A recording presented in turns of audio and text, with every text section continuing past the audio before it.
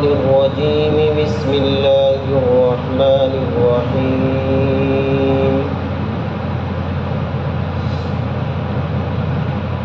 اليوم أكملت لكم دينكم وأتممت عليكم نعمتي ورضيت لكم الإسلام دينا فمن اضطر في مخمصة غير متجانف لإثم فإن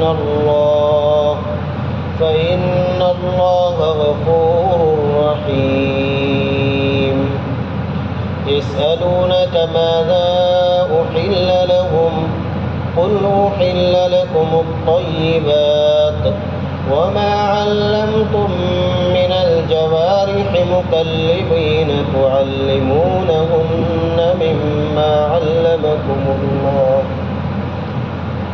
فكلوا مما أمسكن عليكم واذكروا اسم الله عليه واتقوا الله إن الله سريع الحساب.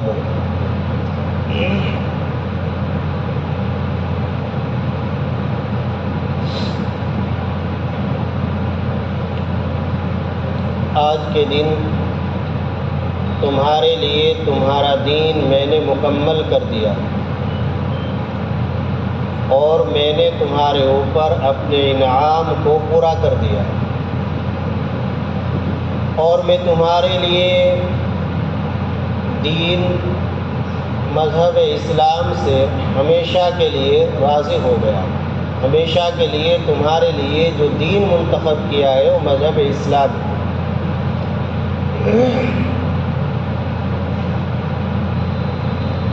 اس آیت شریفہ میں مسلمانوں کو 3 بشارتیں اور 3 خوشخبریاں دی گئی. پہلی خوشخبری یہ ہے کہ اے مسلمانوں، آج تمہارا دین ہر طرح سے مکمل کر دیا.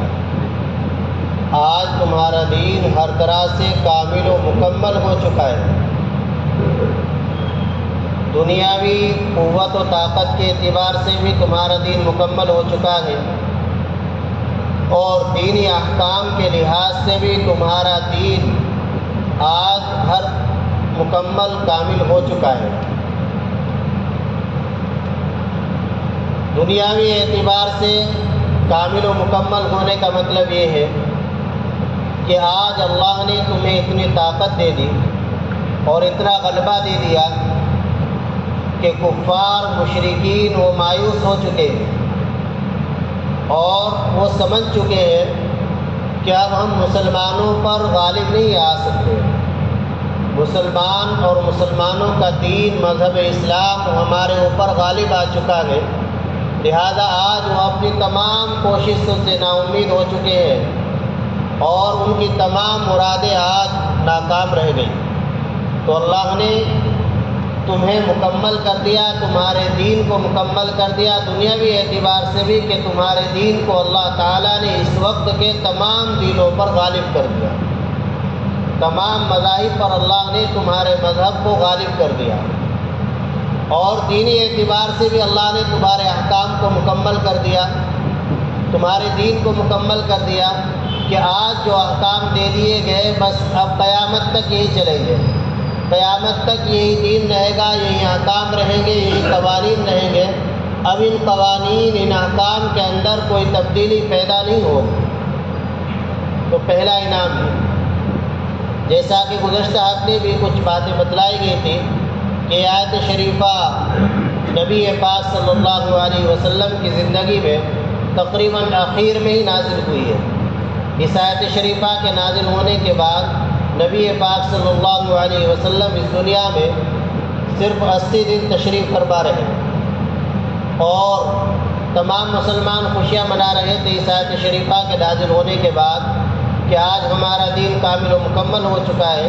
لیکن حضرت عمر فاروق رضی اللہ تعالیٰ عنہ رو رہے تھے اور رونے کی وجہ یہ بتلائی کہ اس میں اشارہ مل رہا ہے کہ چونکہ اب دین کامل ہو چکا ہے اور نبی کی ضرورت دین کے لیے ہی ہوتی ہے، گویا اب نبی پاک صلی اللہ علیہ وسلم کے وصال کی طرف اشارہ ہے. اس لیے حضرت عمر فاروق رضی اللہ تعالی عنہ وہ رو رہے تھے. یہ آیت شریفہ میدان عرفات میں جبل رحمت کے پاس جب نبی پاک صلی اللہ علیہ وسلم اپنی اونٹنی اسبا پر سوار تھے، آپ کی جو اونٹنی تھی اسبا، اس پر جب آپ سوار تھے اس وقت یہ آیت شریفہ نازل ہوئی. جمعے کا دن تھا، عصر کے بعد کا وقت تھا، وقت بھی بڑا مبارک، دن بھی بڑا مبارک، مقام بھی بڑا مبارک. تو ایسے موقع پر یہ آیت شریفہ نازل ہوئی ہے اور بڑی ہی اہم آیت شریفہ ہے.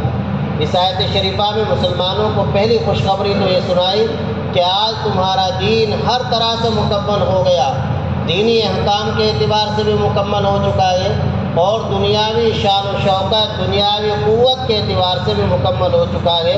اب کافر و مشرکین وہ مایوس ہو گئے. اس سے پہلا جو ٹکڑا ہے آیت شریفہ کے، اس میں الیوم یئس الذین کفروا من دینکم فلا تخشوہم واخشونی، آج تمہارے دین سے مشرکین مایوس ہو چکے ہیں، اب وہ نا امید ہو گئے، اب وہ تمہارے سامنے اور تمہارے سے مقابلہ کرنے کی کوئی کوشش نہیں کریں گے، لہذا آپ ان سے نہ ڈرو، مجھ سے ڈرو. اللہ فرما رہے ہیں میرا ڈر، میرا خوف اپنے اندر پیدا کرو. دوسری بشارت اور خوشخبری آیت شریفہ میں یہ دی گئی وَأَتْمَمْتُ عَلَيْكُمْ نِعْمَتِي، کہ میں نے تمہارے اوپر اپنے انعام کو مکمل کر دیا، دنیاوی انعام کو بھی اور اخروی انعام کو بھی. دنیاوی انعام تو یہ کہ اللہ تعالیٰ نے تمہیں غالب کر دیا اور کافر اور مشرکین کو مغلوب کر دیا. اللہ نے تمہارے دین کو غالب کر دیا، اللہ نے تمہارے دین کو غالب کر دیا اور شرک کو، کفر کو مغلوب کر دیا، باطل کو اللہ نے مغلوب کر دیا. تو یہ اللہ کا ایک انعام. اور دینی اعتبار سے اللہ نے تمہارے دین کو مکمل کر دیا. جو ایک سلسلہ چلا رہا تھا احکام کا، تو ان احکام کی قوانین کی تکمیل ہو گئی. اب اپنی زندگی کو ان قوانین اور ان احکام کے مطابق گزارنا ہے، کوئی الگ سے نیا قانون، نیا حکم نہیں آئے گا. وَرَضِيتُ لَكُمُ الْإِسْلَامَ دِينًا، اور تمہیں جو دین دیا جا رہا ہے، جو مذہب دیا جا رہا ہے، اللہ تعالیٰ فرماتے ہیں کہ اس مذہب کو اور اس دین کو میں تمہارے لیے ہمیشہ کے لیے پسند کر رہا ہوں. یہ دین جو تمہیں دیا جا رہا ہے، یہ مذہب جو تمہیں دیا جا رہا ہے، مذہب اسلام، دین اسلام، یہ ایسا نہیں کہ 10 سال کے لیے ہے، 100 سال کے لیے ہے، 1000 سال کے لیے نہیں، بلکہ یہ ہمیشہ کے لیے، قیامت تک کے لیے میں تمہارے لیے پسند کر رہا ہوں. اللہ فرماتا ہے اب یہ نہیں کہ دین تبدیل ہوگا، مذہب میں تبدیلی آئے گی، نہیں، یہ ہمیشہ کے لیے تمہارے لیے پسند کرتا ہے. ان الدین عند اللہ الاسلام، دین تو اللہ کے نزدیک مذہب اسلامی. دین اگر اہم ہے تو سب کے لیے، ہمیشہ کے لیے مذہب اسلامی. فمن اضطر فی مخمصۃ غیر متجانف لإثم فإن اللہ غفور رحیم. گزشتہ ہفتے تفصیل آئی تھی کہ اللہ تعالیٰ نے 11 چیزوں کو حرام کیا ہے.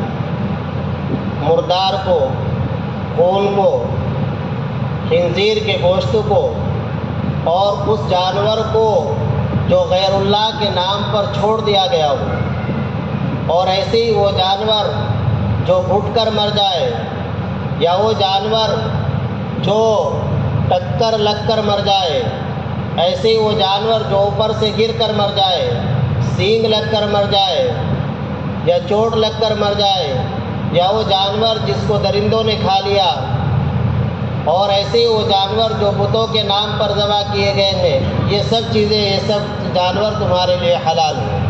لیکن اگر بھوک کی شدت کی وجہ سے تم بےتاب ہو جاؤ اور خطرہ یہ ہے کہ جان نکل جائے گی، اندیشہ ہے کہ اگر کچھ نہیں کھایا، کچھ نہیں پیا تو جان نکل جائے گی، اور تمہارے پاس ان حرام چیزوں کے علاوہ کوئی حلال چیز نہیں ہے، تو ایسے وقت میں، ایسی مجبوری کی حالت میں، جب بھوک کی شدت کی وجہ سے بےتاب ہو جاؤ اور جان نکل جانے کا خطرہ ہو، تو تمہارے لیے اجازت ہے کہ ضرورت کے بقدر تم ان حرام چیزوں میں سے استعمال کرو.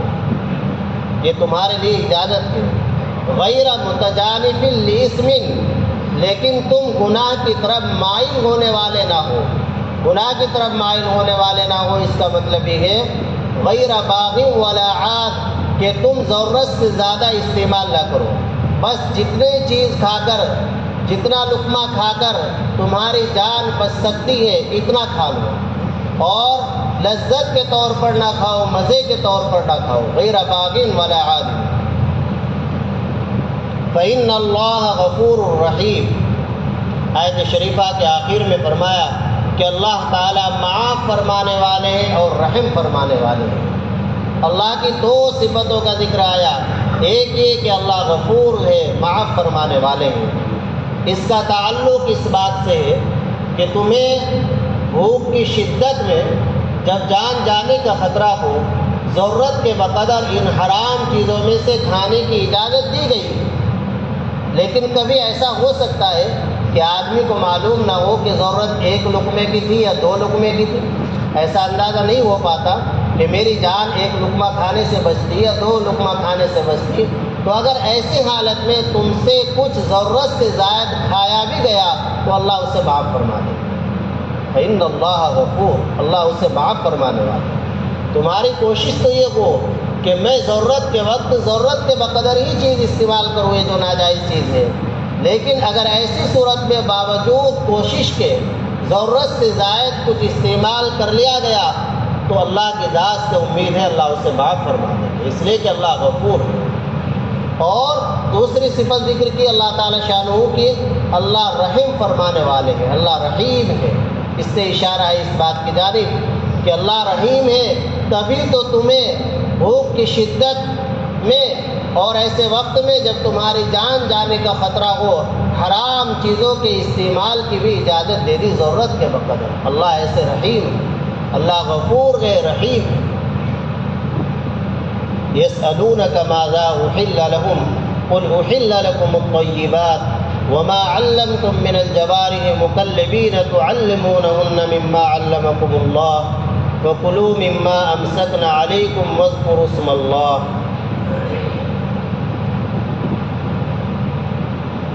جب یہ حرام جانوروں کا تذکرہ حضرات صحابہ کے سامنے آیا کہ فلاں فلاں جانور حرام ہے، مردار حرام ہے، جو جانور گھٹ کر مر جائے وہ حرام ہے، جو جانور اوپر سے گر کر مر جائے وہ حرام ہے، جو جانور ٹکر لگ کر مر جائے وہ حرام ہے، تو جب اس طرح کا تذکرہ حضرات صحابہ اکرام رضی اللہ عنہم کے سامنے آیا تو حضرات صحابہ رضی اللہ تعالی عنہم تو ایک دم اللہ کے ہر حکم کو، ہر قانون کو، قرآن و حدیث کے ہر حکم کو سیریس لیتے تھے اور فوراً اس پر عمل کرنے کے لیے تیار اور آگے کے لیے فکر مند۔ تو نبی پاک صلی اللہ علیہ وسلم کے خدمت میں حضرات صحابہ تشریف لائے اور عرض کیا کہ اللہ کے نبی صلی اللہ علیہ وسلم آپ ہمیں بتلا دیجئے کہ کیا چیزیں حلال ہیں ہمارے لیے، کیا حرام ہیں۔ مقصد یہ تھا کہ ہم میں سے کچھ حضرات ایسے بھی ہیں جو شکار کرتے ہیں، تو اب یہ شکار کرنا ہمارے لیے حلال ہے یا نہیں؟ نیز شکار ہم کرتے ہیں تو وہ ہم جانوروں کے ذریعے شکار کرتے ہیں، بعض کے ذریعے، کتوں کے ذریعے، شکاری کتے ہوتے ہیں، تو اب کتوں کے ذریعے، بعض کے ذریعے جو ہم شکار کرتے ہیں وہ شکار ہمارے لیے جائز ہے یا نہیں؟ اگر جائز ہے تو اس کے لیے کیا شرطیں ہیں، کس صورت میں وہ جائز ہے، کس صورت میں ناجائز ہے، آپ ہمارے سامنے اس کی وضاحت فرما دیں۔ تو نبی پاک صلی اللہ علیہ وسلم خاموش رہے، اپنی طرف سے کوئی جواب نہیں ارشاد فرمایا، اللہ کی طرف سے اس کا جواب آیا۔ قرآن کریم کی آیت شریفہ نازل ہوئی اور اللہ تعالی شانہ نے فرمایا یسألونک ماذا احل لکم، یہ صحابہ آپ سے معلوم کر رہے ہیں کہ کیا چیز ان کے لیے حلال ہے۔ قل، آپ ان کو جواب دیجیے، آپ ان کو بتلائیے، احل لکم الطیبات، تمہارے لیے حلال کر دی گئی پاکیزہ چیزیں، صاف ستھری نظیف پاکیزہ چیزیں، جیسا کہ گزشتہ ہفتے بتلایا تھا کہ اللہ نے انسان کو پیدا کیا، اللہ نے جانوروں کو پیدا کیا، تو جو انسان دنیا میں ہم دیکھتے ہیں جس چیز کو بناتا ہے تو اس کی پوری باڈی کا اسے علم ہوتا ہے، ہر پرزے کی اور ہر جز کی طاقت کا اسے پتہ ہوتا ہے کہ اس پرزے میں کتنی طاقت ہے، کتنی اس کی عمر ہے، کب تک یہ چل سکتا ہے، کیا چیز اس کو نقصان دے سکتی ہے، کیا چیز اس کے لیے فائدہ مند ہوگی، یہ سب چیزیں اسے معلوم ہوتی ہے بنانے والوں کو۔ تو اللہ نے انسان کو بنایا، جانوروں کو بنایا، اللہ کو بھی معلوم ہے کہ میرے بندوں کے لیے کن چیزوں کا کھانا فائدہ مند ہے، کن چیزوں کا کھانا نقصان دہ ہے۔ پھر نقصان دہ کی صورتیں بتلائی تھی گزشتہ ہفتے کہ اللہ کو سب معلوم ہے کہ میرے بندوں کے جسم کو کون سے جانوروں کا گوشت نقصان دیتا ہے، اور میرے بندوں کے اخلاق کو کون سے جانوروں کا گوشت بگاڑتا ہے، خراب کرتا ہے۔ تو ہر وہ جانور جس کے گوشت سے انسان کے بدن اور جسم کو نقصان پہنچتا ہے، ہر وہ جانور جس کے گوشت کے کھانے سے ایمان والے کے اخلاق بگڑتے ہیں، باطن کو خراب کرتا ہے، تو اللہ نے اس جانور کو حرام کر دیا، ناجائز کر دیا۔ تو جن چیزوں کو حلال کیا وہ پاکیزہ چیزیں ہیں، تو اس لیے فرمایا تحل لکم الطیبات، کہ تمہارے لیے پاکیزہ چیزوں کو حلال کیا گیا ہے۔ یا ایھا الرسل کلوا من الطیبات واعملوا صالحا، اللہ نے اپنے تمام پیغمبروں کو حکم دیا، اے پیغمبروں، اے رسولوں، پاکیزہ چیزیں کھاؤ اور نیک عمل کرو۔ اس سے اشارہ ہے اس بات کی جانب، اگر انسان حلال پاکیزہ چیزیں استعمال کرتا ہے اپنے کھانے پینے اور پہننے میں، تو اس سے اعمال صالحہ کی توفیق ہو، وعملوا صالحہ، یہ اشارہ ملتا ہے قرآن کریم سے، اشارہ ملتا ہے جب آدمی کی غذا، آدمی کا کھانا پینا اور اس کا لباس حلال ہوتا ہے تو اسے طاعات کی، عبادات کی اور نیک عمل کی اللہ کی جانب سے مخصوص توفیق ملتی ہے۔ تو ہمیں کوشش یہی کرنی چاہیے کہ ہمارا ایک ایک لقمہ حلال ہو، ہمارا ایک ایک قطرہ جو ہمارے پیٹ کے اندر جا رہا ہے، جسے ہم پی رہے ہیں، وہ حلال ہو۔ اس حلال کی بڑی برکتیں ہیں، بہت سے واقعات ہیں کہ حلال لقمہ پیٹ کے اندر پہنچا تو اللہ نے دل کو منور کر دیا۔ بہت سی بیماریوں سے اللہ چھٹکارا دیتے ہیں جب آدمی کا کھانا پینا حلال ہوتا ہے۔ تو خیر حکم دیا، فرمایا کل، آپ ان کو بتلا دیجئے، احل لکم الطیبات، تمہارے لیے پاکیزہ چیزیں حلال کی گئی ہیں۔ اور یہ جو شکار کے بارے میں سوال کر رہے ہیں، تو شکار کے بارے میں ان کو بتلا دیجئے کہ شکار جو تم کرو کتے کے ذریعے، یا شکاری کتے کے ذریعے، یا اسی طریقے سے باز کے ذریعے، تو اس کے شکار کے ان کے ذریعے جو آپ شکار کرتے ہو، اس شکار کے حلال ہونے کے لیے چند شرطیں ہیں۔ پہلی شرط تو یہ ہے کہ جس جانور کے ذریعے تم شکار کر رہے ہو، کتے کے ذریعے یا باز کے ذریعے، تو وہ جانور سدھایا ہوا ہو، سکھایا ہوا ہو۔ کیا سکھایا ہوا ہو؟ کتے کے ذریعے اگر شکار کیا جا رہا ہے تو کتے کو یہ تعلیم دی گئی ہو، اس کو یہ سکھایا گیا ہو کہ شکاری جانور کو پکڑے تو پکڑ کر جو کا تو لے آئے اس میں سے نہ کھائے، وہ خود نہ کھائے اس میں سے۔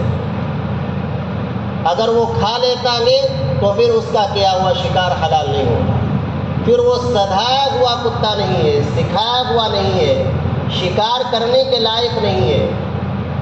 وہ اسے پکڑ کر لے آئے جو کا تو خود نہ کھائے اس میں سے، اگر خود کھا رہا ہے تو اس کے ذریعے شکار حلال نہیں ہوگا۔ ایسے ہی باز کے ذریعے شکار کر رہے ہیں تو باز کو اتنا سکھایا گیا ہو، اتنی تعلیم دی گئی ہو، آپ اندازہ لگائیے کیسی کیسی باتیں قرآن نے کتنی وضاحت کے ساتھ بیان کی۔ اللہ کا حکم قانون کیسا جامع دین اللہ نے ہمیں، دنیا کے کسی مذہب کو دیکھ لو، کسی مذہب کی کتاب اٹھا کر دیکھ لو، کہیں نہیں ملنے کی یہ سب تفصیل۔ ہر چیز اللہ نے اور اللہ کے نبی نے ہمیں سکھائی، ہر چیز، ہر موڑ پر ہماری رہنمائی کی۔ ایسا جامع دین، ایسا جامع مذہب، ایسا جامع شریعت نہیں کر سکتے۔ ایک جامع شریعت، جامع دین اللہ نے ہمیں دیا۔ آپ اسی آیت شریفہ سے اندازہ لگا لیں کہ ایک مسئلہ آیا تو اسی کے لیے اللہ نے کیسے کیسے حکم، کیسے قانون، ہر قانون کے اندر، ہر حکم کے اندر، ہر شرط کے اندر، ہر قید کے اندر مصلحت حکمت۔ تو پہلی شرط یہ ہے کہ کتا ایسا ہونا چاہیے کہ وہ کتا سدھایا ہو سکھایا ہو. اب سکھایا ہوا ہے سدھایا ہوا ہے کیسے پہچانیں گے؟ کیا ڈگری دیکھیں گے؟ کون سی ڈگری ہے اس کے پاس؟ تو ڈگری دیکھنے کا طریقہ یہی ہے کہ دیکھیں کہ وہ کتا جو شکار کر کے لا رہا ہے وہ شکار کر کے جب لاتا ہے تو اس میں سے خود کھاتا ہے یا نہیں. اگر وہ اس میں سے خود کھا لیتا ہے تو وہ فعل گئے، وہ سکھایا ہوا نہیں ہے، غیر معلم ہے، وہ اس کا کیا ہوا شکار حلال نہیں ہوگا. اور اگر پکڑ کر لے آتا ہے اس میں سے کھاتا نہیں ہے، اس میں سے کھاتا نہیں ہے، تو پھر وہ شکار حلال ہو جائے گا، پھر وہ شکار حلال ہو جائے گا. اور دوسری شرط، اور اگر باز ہے، باز کے ذریعے شکار کر رہے ہیں تو اس کے لیے شرط یہ ہے، اس کا سکھایا ہوا ہونے کی علامت اور نشانی یہ ہوگی کہ اس باز کو بلائے. اگر وہ بلانے سے فوراً واپس آ جاتا ہے تو تب تو سمجھا جائے گا کہ یہ باز معلم ہے اور یہ سکھایا ہوا ہے سدھایا ہوا ہے، لہذا اس کے ذریعے جو شکار ہوگا وہ حلال ہوگا. اور اگر ایسا نہیں کرتا، وہ بلانے سے واپس نہیں آتا ہے تو پھر وہ اپنی مرضی سے شکار کر رہا ہے، تمہارے لیے شکار نہیں کر رہا ہے وہ، لہذا پھر اس کا کیا ہوا شکار حلال نہیں ہوگا. ایک شرط تو یہ تعلمونہن مما علمکم اللہ. دوسری شرط ہے مکلبین، کہ جس جانور کے ذریعے تم شکار کر رہے ہو، کتے کے ذریعے یا باز کے ذریعے، تو کتا یا باز شکار کرنے کے لیے خود نہ گئے ہو بلکہ تم نے ان کو چھوڑا ہو. مرسلین، تم ان کو چھوڑنے والے ہو، تم نے ان کو بھیجا ہو. اگر تم نے ان کو چھوڑا اور پھر وہ شکار کر کے لائے تب وہ حلال ہوگا، ورنہ حلال نہیں ہوگا. اگر خود گئے ہیں، وہ خود شکار کر کے پکڑ کے لے آئے کسی جانور کو، تب وہ حلال نہیں ہوگا. نمبر 3، تیسری شرط یہ ہے مما امسکن علیکم واذکروا اسم اللہ علیہ، کہ وہ جانور جس کا انہوں نے شکار کیا ہے تو اس میں سے انہوں نے کچھ کھایا نہ ہو. اگر کچھ کھا لیا تو تب بھی وہ حلال نہیں ہوگا.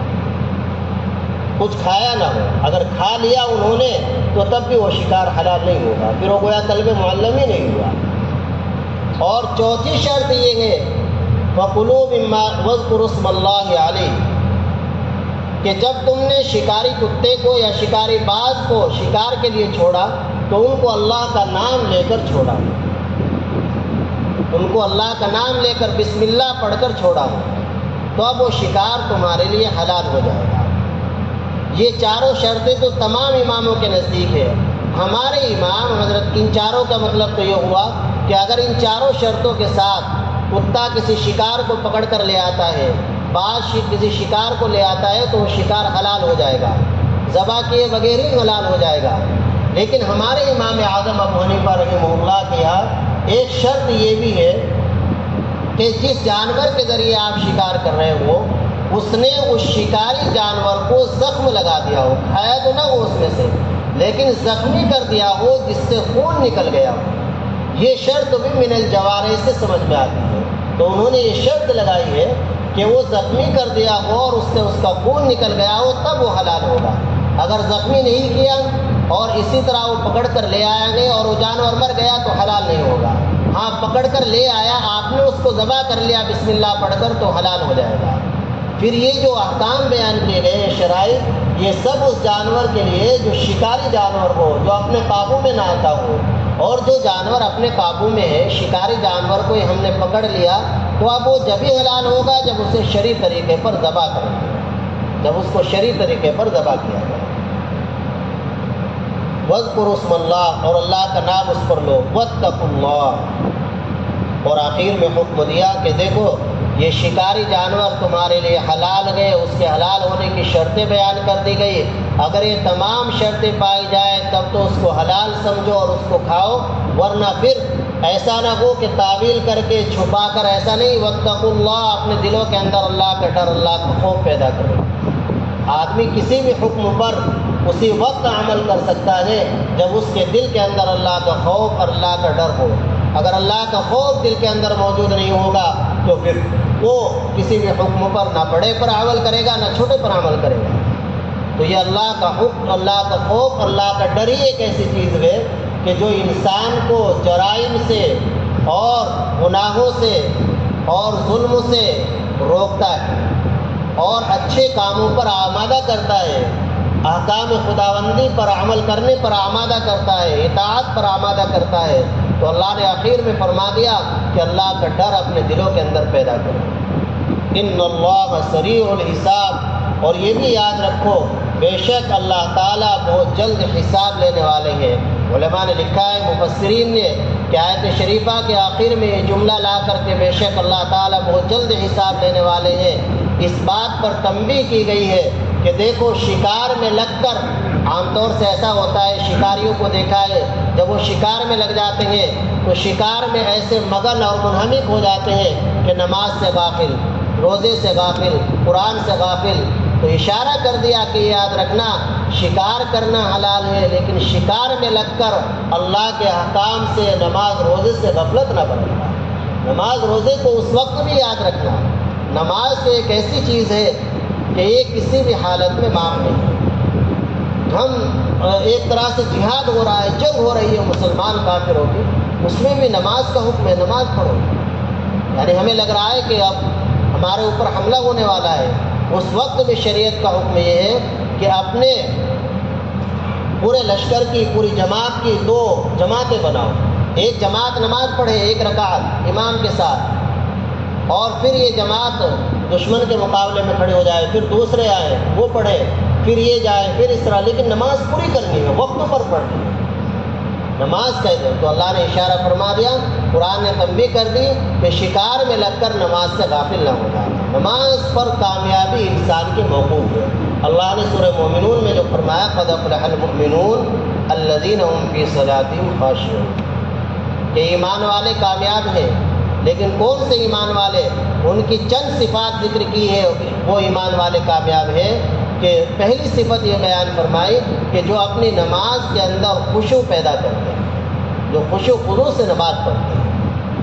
فلاح اللہ اعلان فرما رہے ہیں، اس کا ترجمہ کامیابی سے کیا جاتا ہے، لیکن حقیقی ترجمہ فلاح کا یہ ہے کہ دونوں جہاں کی خوشحالی، دونوں جہاں کی خوشحالی۔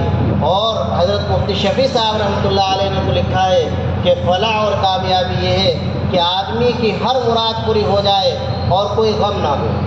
یہ ظاہر ہے انسان کو یہ جنت میں حاصل ہوگا، دنیا میں آپ کوئی انسان ایسا نہیں دکھا سکتے کہ جس کی ہر مراد پوری ہو اور اسے کوئی غم نہ ہو۔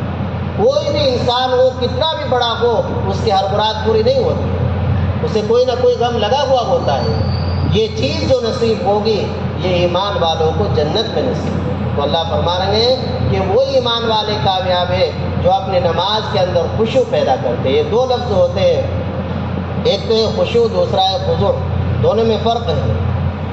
خضوع کے معنی تو ہے اعضاء کو جھکا دینا اللہ کے سامنے۔ اعضاء کو جھکا دینے کا مطلب یہ ہے کہ آدمی نماز میں جب کھڑا ہو تو سنت کے مطابق کھڑا ہو، اور رکوع کرے سنت کے مطابق کرے، سجدہ کرے سنت کے مطابق کرے۔ یہ نہیں کہ نماز میں کھڑے ہیں کپڑے سے کھیل لیں، داڑھی سے کھیل رہے ہیں، یہ نہیں ہے، خضوع کے خلاف ہے۔ بالکل ایسا ہو جائے لکڑی بن جائے۔ عبداللہ ابن مبارک رحمہ اللہ کے بارے میں ان کے پڑوسی ذکر کرتے ہیں کہ ہم نے مکان کی چھت پر ان کو تہجد پڑھتے ہوئے دیکھا تو ہمیں ایسا معلوم ہوتا تھا، دیکھتے نیچے سے جب دیکھتے یا دور سے دیکھتے کہ یہ تو کوئی لکڑی ہے۔ عبداللہ ابن مبارک رحمہ اللہ جب تہجد پڑھتے تھے رات میں تو ان کے پڑوسیوں کا بیان ہے کہ ایسا محسوس ہوتا تھا جیسے کوئی لکڑی کھڑی ہو، بالکل سیدھے۔ اور ہمارا حال یہ ہے، ہم نماز میں کھڑے ہیں، ہل رہے ہیں، یہ ہو رہا، تو ذرا سی کھاد لگی کھجانے لگے۔ حضرات صحابہ کر تو تیر بھی لگ گئے بدن پر تب بھی وہ حرکت نہیں کرتے تھے۔ تو کوشش کرنی چاہیے اس کی کہ اپنے اعضاء کو ساکن رکھ کر خوب جم کر نماز پڑھیں۔ 5-10 منٹ نماز میں لگتے ہیں، اچھی نماز پڑھیں، اللہ سے مانگنا بھی چاہیے۔ نبی پاک صلی اللہ علیہ وسلم کیسی نماز پڑھتے ہوں گے، کیسی نماز، لیکن اس کے باوجود بھی اللہ سے یہ سوال کر رہے ہیں، اللہم انی اسألک تمام الطہارہ و تمام الصلاۃ، اے اللہ میں تجھ سے کامل طہارت، کامل پاکی اور کامل نماز کا سوال کرتا ہوں۔ ہم نے کبھی کی دعا؟ سوچنا چاہیے، ہم نے کبھی یہ دعا کی ہے؟ ہم دنیا بھر کی چیزیں مانگتے ہیں، یا اللہ کاروبار چل جاؤ، گھر اچھا مل جاؤ، بچے پڑھ لیں سب، لیکن کبھی ہم نے یہ بھی مانگی کہ اللہ ہماری نماز کو کامل کر دے، ہمارے تک کمال طہارت، کمال صلاۃ نصیب فرما، اور جیسے صحابہ کو تو نے یا اللہ نماز میں لذت حلاوت عطا فرمائی تھی، اللہ ہمیں بھی ایسی لذت پتہ نہیں کئے دن کی زندگی باقی رہ گئی، یا اللہ ہمیں ایسی لذت حلاوت نصیب نہ، اور اس طرح کی جب تھوڑا ہوگی انشاءاللہ پیدا ہو جائے گی۔ تو یہ تو ہے خضوع، ایک ہوتا ہے خشوع، تو خضوع کے معنی ہوئے کہ اپنے جسم کو اللہ کی طرف متوجہ کر دینا، اور خشوع کے معنی ہے دل کو اللہ کی طرف متوجہ رکھنا۔ جب نماز میں کھڑا ہے تو یہ نہیں کہ دل و دماغ دکان پر ہے، دل و دماغ کارخانے میں ہے، دل و دماغ بازار میں ہے، نہیں، جب نماز میں کھڑا ہو گیا تو دل و دماغ بھی اللہ کی طرف متوجہ ہونا چاہیے۔ بار بار ہٹے گا وہ، پھر لاؤ، پھر ہٹے گا، پھر لاؤ، اور یہ سوچ لو کہ میرا اللہ مجھے دیکھ رہا ہے، میرا اللہ جیسے میرے جسم کے اعضاء کو دیکھ رہا ہے ایسے ہی اسے میرا دماغ بھی نظر آ رہا ہے، میرے دماغ میں کیا چل رہا ہے وہ بھی اللہ کو معلوم ہے، میرے دل میں کیا چل رہا ہے وہ بھی اللہ کو معلوم ہے۔